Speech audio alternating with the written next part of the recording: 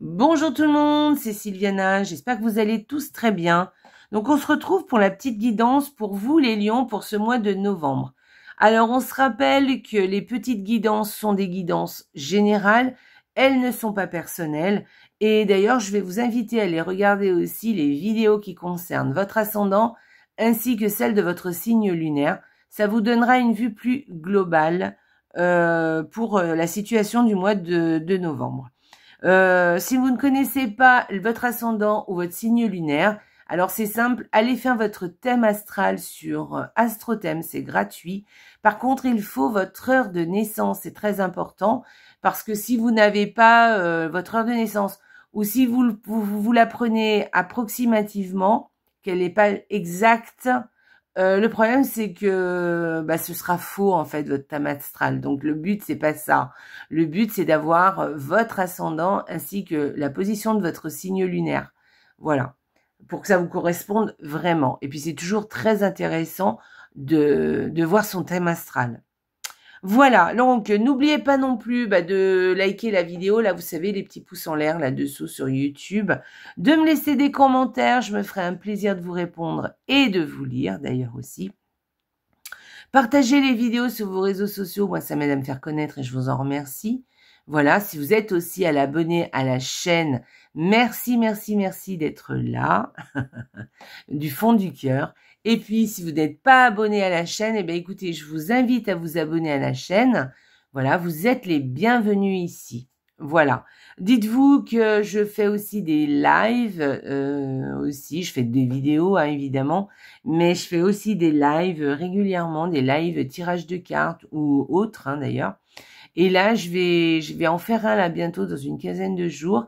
J'en ai fait un, j'ai fait un live des fins le 1er novembre. J'ai fait un live tirage de cartes, je crois, une quinzaine de jours avant ou une dizaine de jours avant. Voilà, donc si vous voulez participer à tout ça, abonnez-vous, comme ça, et ben, vous serez au courant de ce qui se passe sur la chaîne, puisque je fais mes petites annonces aussi sur cette chaîne. Voilà, donc vous pouvez même activer la cloche pour être prévenu d'une vidéo qui paraît. Voilà, ou autre, ou même un post hein, aussi. Voilà, bon, ceci étant dit, eh bien écoutez, on va commencer notre petite vidéo et notre petite guidance pour vous les lions. Et donc, ce mois-ci, j'ai utilisé des tarots qui sont plutôt sombres, on va dire, parce que c'est le mois de l'ombre, le mois de novembre, et donc j'ai joué à fond la carte du sombre. Mais vous verrez, ce sont de très jolis tarots. Ils sont un peu sombres, c'est vrai, mais ils sont très très jolis. Et j'ai utilisé donc le petit Lenormand avec 2 cartes par semaine. Le petit Lenormand qui est assez sombre pour le coup et qui a des grandes cartes. Alors que d'habitude, le petit Lenormand, il a plutôt des petites cartes. Ensuite, j'ai utilisé pour l'énergie du mois, eh bien, j'utilise le tarot d'Edgar Poe, qui est un tarot qui est quand même un petit peu macabre et qui a une drôle de façon de parler, mais en tout cas, il parle très bien. Et il est très beau au niveau des coloris, vous verrez, on voit beaucoup de bleu nuit, de violet, avec des pointes de rouge, de jaune. Il est vraiment très très joli.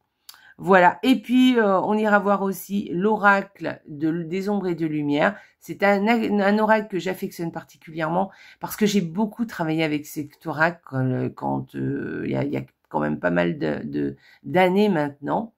Et du coup, ça me fait très plaisir de le ressortir. Et vous verrez, les illustrations sont très belles. Et on terminera avec le petit oracle de l'arbre de vie, voilà, qui viendra vous délivrer un petit message. Eh bien, pour vous les lions. Allez, on va commencer tout de suite notre petite guidance, donc avec la première semaine, alors 8 cartes hein, en tout. Première semaine pour vous les lions. Alors, la première semaine, que nous dit-on? Alors, on nous parle, alors, pour moi, là, tout de suite, peut-être qu'on parle de spiritualité pour cette première semaine. Vous savez, la spiritualité, peut-être que dans cette première semaine, ça va prendre beaucoup de place pour vous. En même temps, c'est le 1er novembre, hein, donc il y a la Toussaint.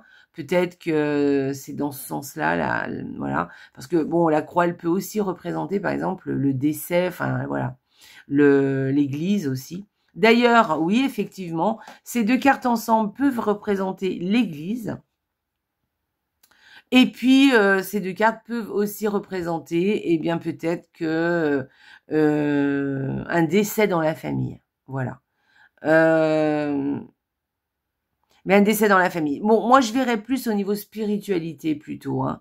Moi, j'ai plus cette sensation de spiritualité pour cette première semaine. Voilà, pour vous et votre famille, en fait. Allez, on y va. Ou dans la maison, voilà. On y va. Alors, qu'est-ce que j'aurais pu dire? Oui, je vous ai parlé de l'église. Hein. Allez, deuxième semaine. Deuxième semaine pour vous, les lions. Alors, quand on voit ces deux cartes ensemble, moi, je vais vous parler de banquier, de banque. Voilà, peut-être que vous allez aller voir votre banquier, vous allez mettre les choses au point avec lui. Peut-être on peut parler aussi d'un bien immobilier, un achat peut-être. Ouais. Ou peut-être on fait des travaux aussi. Hein, on dépense par exemple pour une habitation, c'est possible. Enfin, en tout cas, pas forcément une habitation, son habitation, mais en tout cas pour un bien immobilier. Voilà. Sinon, avec ces deux cartes, qu'est-ce qu'on pourrait dire? Eh bien, tout simplement, on dépense de l'argent, hein, tout simplement, hein, voilà. Vous allez peut-être vous intéresser aussi à vos finances cette deuxième semaine de plus près. Voilà. Peut-être que vous allez aller voir ce que vous pouvez faire comme économie, ce que vous pouvez dépenser, peut-être un prêt immobilier aussi pour récupérer de l'argent, vous voyez. Voilà, ça peut être tout ça. Moi, j'y verrai. Sinon, il y a aussi l'abondance. Hein. Là, on peut parler, par exemple, d'avoir de l'abondance par rapport à un commerce aussi, vous voyez. On a beaucoup d'abondance.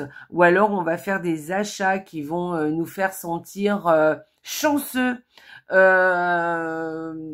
en tout cas, mérité, vous voyez. On dépense de l'argent pour avoir encore plus, en fait. On dépense d'un côté, mais on a ce bien qui nous fait sentir dans l'abondance. Alors, troisième semaine pour vous les lions. Alors, avec ces deux cartes, on peut parler par exemple d'innocence. Ouais. On peut parler aussi d'un enfant qui est loyal, qui va dire les choses telles qu'il les pense et qui va dire la vérité. On peut aussi parler avec ces deux cartes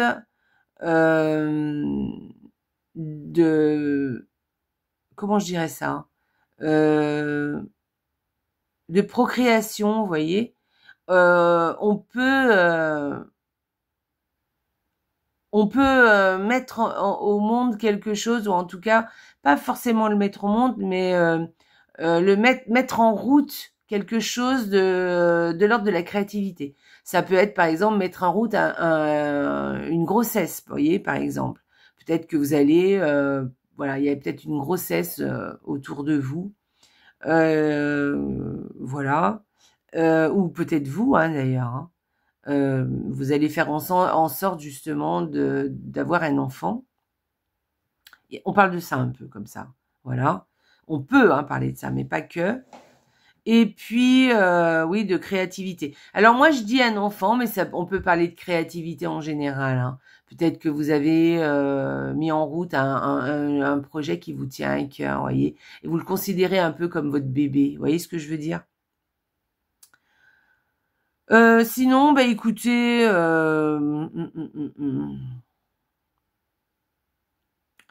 tout simplement, on pourrait parler d'une personne âgée, par exemple, et d'un enfant. Vous voyez, par exemple, un grand-père ou une grand-mère et son petit-fils, par exemple. Vous voyez, voilà. Et ils se sentent proches. Voilà, il y a quelque chose. Voilà. Moi, j'y verrais un lien plutôt très positif. Hein. Allez, quatrième semaine pour vous, les lions.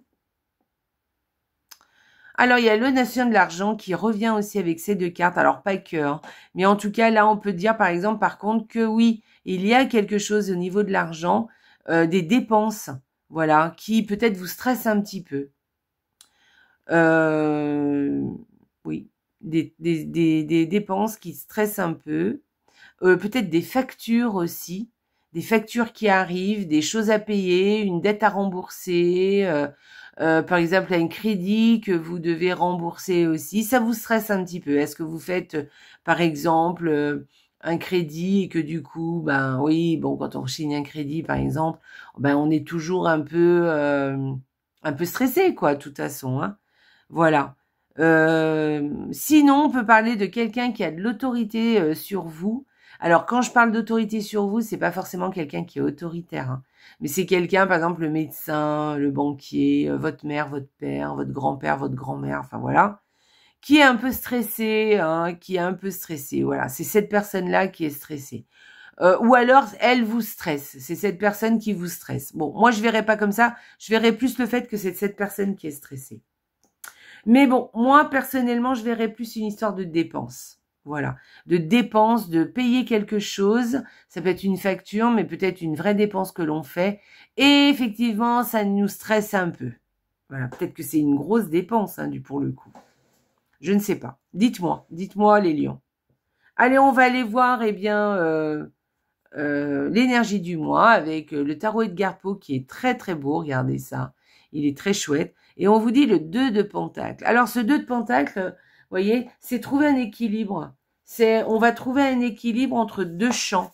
Par exemple, trouver un équilibre, bon, globalement, hein, bien sûr, mais ça peut être, par exemple, que vous avez deux travails en même temps, par exemple.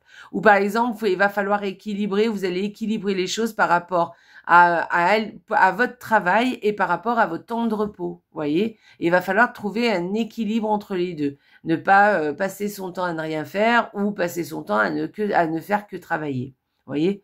Voilà, ça, on peut parler d'équilibre. Mais on peut parler aussi de trouver un équilibre globalement dans sa vie, hein, aussi. On peut aussi parler avec cette carte de mettre en place, par exemple, quelque chose pour de l'ordre de mettre en place des tâches journalières, un emploi du temps, par exemple, ou faire en sorte de faire ces tâches au jour le jour et de programmer ça, vous voyez, de façon à ce que les choses soient équilibrées, que vous équilibrez les choses à faire sur une période. Ça peut être sur la journée, la semaine, le mois, par exemple, voilà. Sinon, on peut parler aussi d'être habile, hein, et puis d'être diplomate aussi. Vous savez, on ménage un peu la chèvre et le chou. Voilà, on essaye de faire attention, de dire les choses comme on les pense, mais en même temps de pas non plus vexer l'autre, voyez.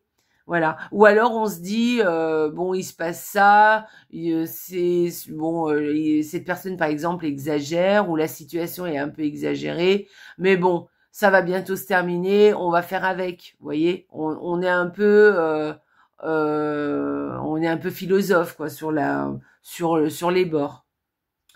Qu'est-ce que je pourrais vous dire d'autre? Il y a aussi peut-être une notion où on a plein de choses à faire, et bien justement, il va falloir trouver un équilibre. Voyez?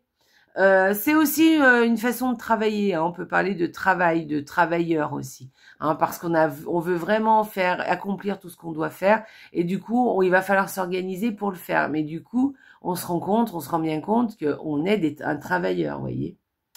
Voilà, en tout cas, on essaye de travailler de façon équilibrée, mais de faire toutes ces tâches.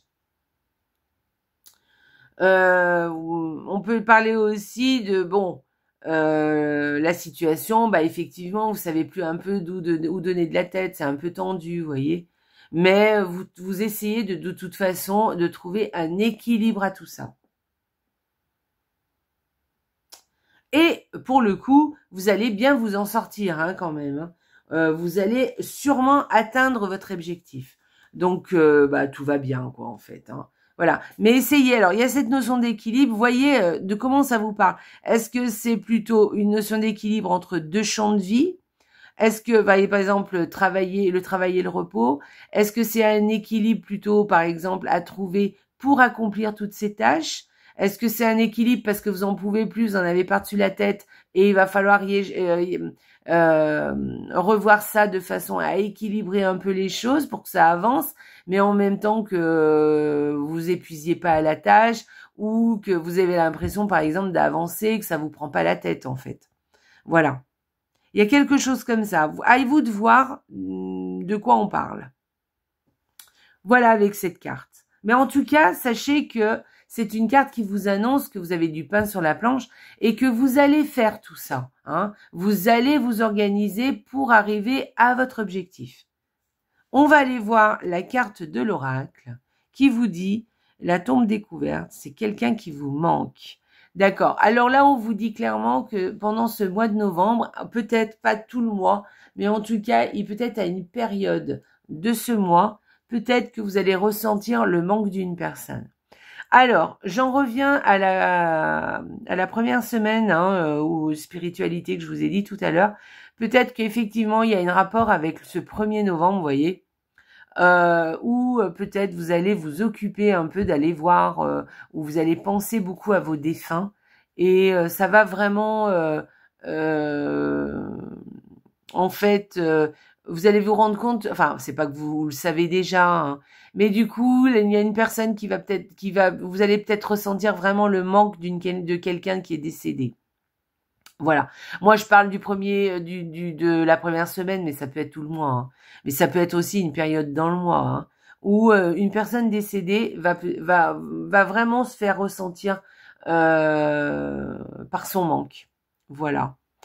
Sinon, soyez à l'écoute. Peut-être que cette personne, justement, veut vous donner un signe. Donc, regardez ce qui se passe autour de vous. Soyez vigilants.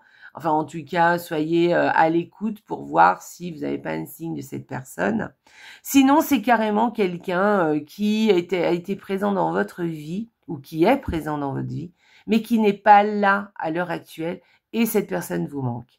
Peut-être que c'est quelqu'un qui a fait partie de votre vie pendant un certain temps et vous ressentez le manque de cette personne. Ça veut dire avec cette carte, ça veut dire qu'il faut passer ce cap.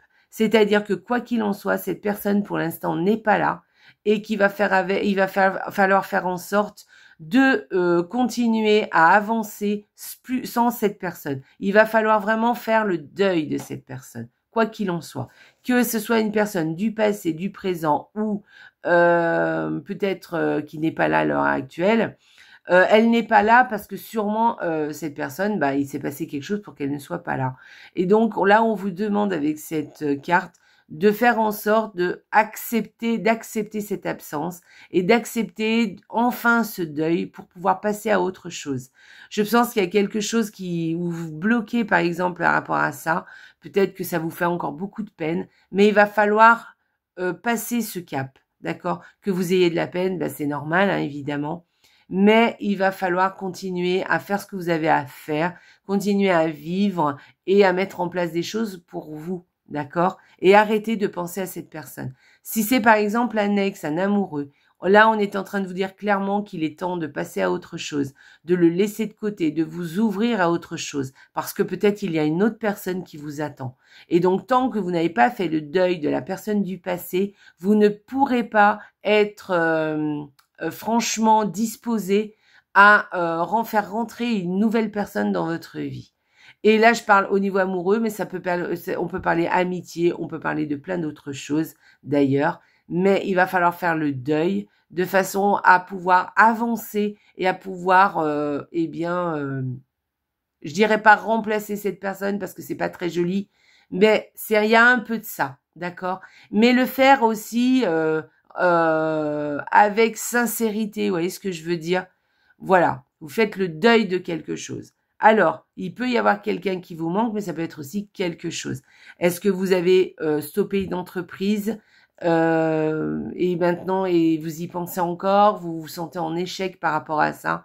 Et là, on vous dit avance. C'est bon, c'est fait, c'est du passé. Peut-être que tu as loupé quelque chose ou pas. Peut-être que la conjoncture a fait que ça n'a pas marché. Ce n'est pas grave. Il faut maintenant, et quoi qu'il en soit, que ce soit une personne ou quelque chose, vous le vivez sûrement comme un échec, mais de toute façon, ou pas, ou vous êtes en colère, enfin peu importe. Mais là, ça y est, maintenant, il faut faire le deuil de cette chose ou de cette personne. D'accord? Pour pouvoir avancer et construire autre chose. Soit avec autre chose, soit avec quelqu'un d'autre. Voilà. Et c'est important, hein. Voilà, tenez-en bien compte, les lions. Allez, on va aller voir l'oracle. Que vous dit l'oracle, les lions? Bah, dis donc, j'arrive pas à la prendre, dis donc. Hop, je la remets comme ça. Et on va aller. L'arbre de vie, très bien. Bonheur et protection. L'arbre de vie te représente, unique, magnifique, avec tes forces et tes faiblesses.